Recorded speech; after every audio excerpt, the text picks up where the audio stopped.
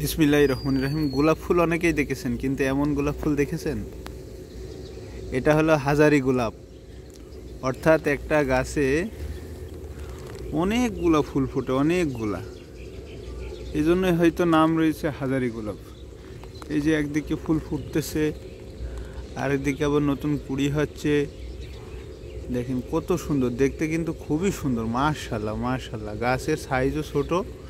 এই যে প্রত্যেকটা সাইডে থুকায় থুকায় ফুল ফুটছে, একদম থুকায় থুকায় ফুল ফুটছে। যারা ফুল প্রেমিক, যারা বাগান ভালোবাসে, ফুল ভালোবাসে, এটা মূলত শীতকাল থেকে বর্ষাকাল, অর্থাৎ প্রায় 6 মাস এই ফুলটা দেয়, একটা না।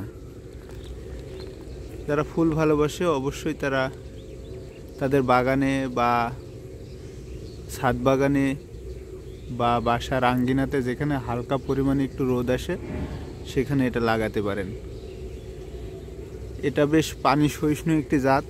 হালকা যদি গাছের গোড়াতে পানি থাকে, 5-7 দিন পানি বেঁধে থাকলেও গাছটা মরে না। এই গাছটা খুবই ভালো একটি গাছ। এটাকে বলা হয় হাজারি গোলাপ। প্রত্যেকটা গাছে কিন্তু ধরছে, এখানে শুধু একটা গাছ না, প্রত্যেকটা গাছের রেজাল্ট মাশাআল্লাহ ভালো। যে একটি গাছ না, যে একটি গাছে দেখালাম যে না, এখানে যে কটা গাছ আছে প্রত্যেকটা গাছেই মাশাআল্লাহ সুন্দর ফুল ফুটছে। এটা দেখার মতো একটা দৃশ্য।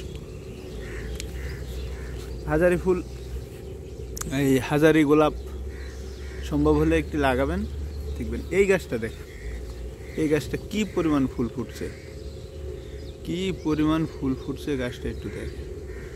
এমনিতেই আপনি এর প্রেমে পড়ে যাবেন। যারা ফুল ভালোবাসে তারা অবশ্যই এর প্রেমে পড়বে।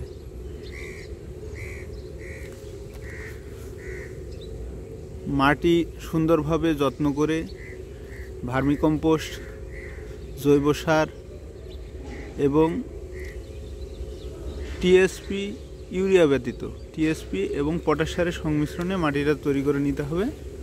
তারপরে ঠিক শীতের শুরুতেই গাছটা লাগিয়ে দিতে হবে, ইনশাল্লাহ ভালো রেজাল্ট পাওয়ার জন্য।